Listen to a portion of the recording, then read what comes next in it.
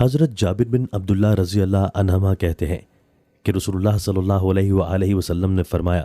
رزق کے بارے میں کبھی بھی خیال مت کرو کہ وہ دیر سے پہنچا، کیونکہ کوئی بھی بندہ اس وقت تک نہیں مرے گا جب تک وہ اپنے رزق کا آخری لقمہ نہ کھا لے۔